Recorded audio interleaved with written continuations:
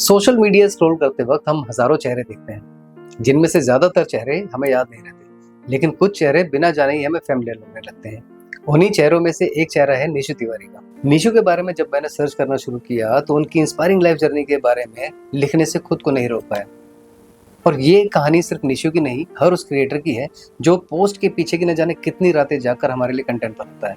YouTube पर 4.5 million से भी ज्यादा सब्सक्राइबर वाले इस कंटेंट क्रिएटर को आज कौन नहीं जानता। आपने भी इनकी कोई ना कोई वीडियो जरूर देखी हो।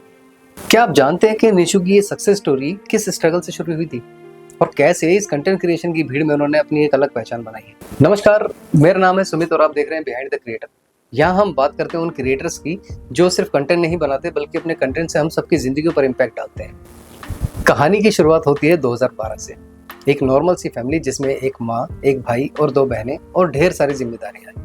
2012 में निशु की उम्र महज 12 साल थी जब उनके सर से पिता का साया हमेशा के लिए उठ गया। पिता के जाने के बाद धीरे धीरे घर की आर्थिक स्थिति खराब होने लगी। स्थिति इस कदर खराब होने लगी थी कि एक वक्त का खाना बन जाए तो दूसरे वक्त खाना बनेगा या नहीं ये भी नहीं पता रहता था। अब इस 12 साल के बच्चे से आप क्या ही उम्मीद कर सकते हैं कि एक 12 साल का बच्चा ऐसी स्थिति में क्या सोच रखता होगा। निशु बताती हैं कि कई बार उन्हें एक ख्याल आया कि अगर उन्हें कहीं किसी घर में ही छोटा मोटा काम मिल जाए तो कुछ पैसों से वो अपने परिवार की हेल्प कर पाएंगे। जब हालात बिगड़े तो उनके रिश्तेदारों ने भी उनसे किनारा कर लिया। जब घर में फाइनेंशियल प्रॉब्लम ज्यादा हो जाए तो वैसे ही किसी काम में मन नहीं लगता। घर का खर्च, बिजली का बिल, राशन और इनकम के नाम पर सिर्फ सरकार से मिलने वाली पेंशन जो कि 2000 रुपए होती है और शायद उस वक्त तो और भी कम होगी। प्राइवेट स्कूल में पढ़ने वाली निशु को स्कूल फीस अफोर्ड ना कर पाने की वजह से सरकारी स्कूल में एडमिशन लेना पड़ा। जैसे तैसे स्कूल तो पास कर लिया, लेकिन स्कूल के बाद अब क्या करना है ना तो ये निशु को पता था, ना ही निशु की फैमिली में कोई बताने वाला। असली चुनौतियां तो जिंदगी में अब आने वाली थी। एक दिन अपनी एक फ्रेंड से बात करते हुए उन्हें मास कम्युनिकेशन के बारे में पता चला। उन्होंने अपनी मम्मी से इस बारे में बात की और मास कम्युनिकेशन में एडमिशन लेने का फैसला किया। जिस दिन कॉलेज में एडमिशन लेने पहुंचे वहां जाकर पता चला कि एक सेमेस्टर की फीस 40,000 रुपए से ज्यादा है और उनकी मम्मी के पास 2-2,500 रुपए के करीब थे। उन्होंने 2,000 रुपए एडमिशन के लिए दिए और कुछ पैसे किराए के लिए बचा लिए।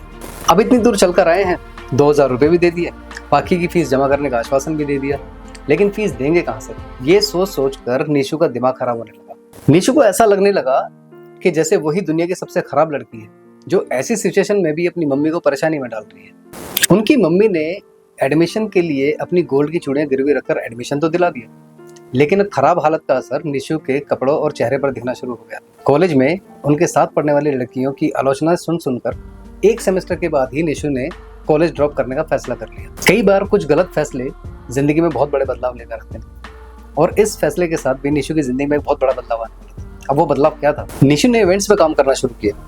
अब यहाँ कुछ हजार की इनकम तो हो जाया करती थी, लेकिन सक्सेस अभी कोसों दूर थी। एक दिन इवेंट से वापस आते वक्त एक यूट्यूबर ने निशु से रिक्वेस्ट किया कि हमारा एक प्रैंक चैनल है और हम एक वीडियो शूट करना चाहते हैं। निशु को अभी भी इस बात का कोई आइडिया नहीं था कि कैसे ये कदम उनकी जिंदगी में एक बहुत बड़ा बदलाव लाने वाला है, और निशु ने बिना सोचे ही हाँ कर दिया।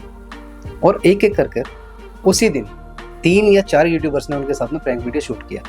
वीडियो अपलोड हुआ, वीडियो चला भी और जिनके साथ पहला वीडियो शूट किया था उन्हीं के साथ काम करने का मौका भी मिला। लेकिन निशु इस कंटेंट क्रिएशन की दुनिया से बिल्कुल अनजान थी कि कैसे वीडियोस बनाए जाते हैं, कैसे वीडियो अपलोड होते हैं, कैसे पैसा आता है। उनके पार्टनर ने उन्हें 50% इनकम के लिए एग्री कर लिया कि चैनल से जो भी कमाई होगी 50% तुम्हारा और 50% मेरा। कुछ टाइम में ही चैनल बहुत अच्छी इनकम जनरेट करने लगा, लेकिन निशु के हिस्से में अभी भी उसकी मेहनत का फल नहीं था। चैनल सक्सेसफुल हो जाने के बाद कुछ वक्त बाद ही उसके पार्टनर से पैसों को लेकर कुछ कहासुनी हुई और उनके पार्टनर ने उन्हें अपने चैनल पे काम करने से मना कर दिया। अब जो इनकम का रास्ता था वो भी उनके हाथ से चला गया। ऐसे हालातों में अगर निशु का किसी ने दिल से साथ दिया तो वो थे उनके दोस्त मयंक, जिन्होंने बिना किसी शर्त या बिना किसी लालच के उन्हें पूरी तरह से सपोर्ट किया। दोनों ने मिलकर एक चैनल बनाया और बहुत कम पैसे और बहुत कम रिसोर्सेस के बाद भी अपनी मेहनत से उस चैनल को एक हाई पेइंग चैनल बना दिया। अब चैनल भी बन गया और इनकम भी आनी शुरू हो गई, लेकिन प्रैंक कंटेंट में वल्गैरिटी और कंपटीशन बढ़ गया। अब खुद को वल्गैरिटी के ठप्पे से दूर रखने और अपनी ऑडियंस के सामने अपनी रेपुटेशन को बनाए रखने के लिए निशु ने वो चैनल बंद कर दिया और ये अपने आप में एक बहुत बड़ा फैसला था। जानते हैं सोशल मीडिया की हार्श रियलिटी ये भी है कि सोशल मीडिया सिर्फ एप्रिसिएशन नहीं देता बल्कि जजमेंट भी देता है। कमेंट्स, ट्रोलिंग, कंपैरिजन, ये हर क्रिएटर को फेस करना पड़ता है।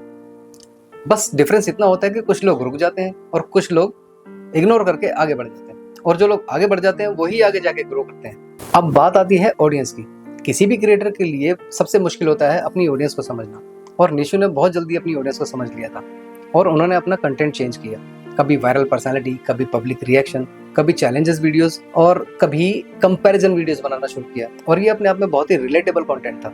अब बात करते हैं उनकी इनकम की। ये वो सवाल है जो किसी भी क्रिएटर की वीडियो देखते के साथ ही लोगों के दिमाग में आता है कि इसकी महीने की कमाई कितनी होगी। वैसे तो क्रिएटर इनकम बताना यूट्यूब के नियमों का उल्लंघन हो सकता है, फिर भी मैं आपको बता दूं कि निशु आज इतना कमा लेते हैं कि अपने और अपने परिवार के सपने पूरे कर सकते हैं, और अपनी इस कमाई और कामयाबी का सारा क्रेडिट वो अपने दोस्त मयंक और यूट्यूब को देती हैं। उन्होंने तो अपने हाथ पर एक यूट्यूब का टैटू भी बनवा रखा है।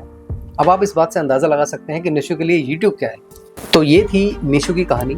निशु आज एक सक्सेसफुल कंटेंट क्रिएटर है, और ये सिर्फ एक इन्फ्लुएंसर की कहानी नहीं, बल्कि ये उस लड़की की कहानी है जो बिना किसी गॉडफादर के सिर्फ अपनी मेहनत के दम पर आज अपनी एक अलग पहचान बना पाई। निशु की कहानी से हमें एक बात जरूर सीखनी चाहिए कि सक्सेस का कोई भी शॉर्टकट नहीं होता, सिर्फ मेहनत ही आपको सक्सेस दिला सकती है। वीडियो अगर पसंद आए तो लाइक जरूर कर देना, और ऐसी ही इंस्पायरिंग स्टोरीज देखने के लिए मेरे चैनल को सब्सक्राइब भी कर लेना।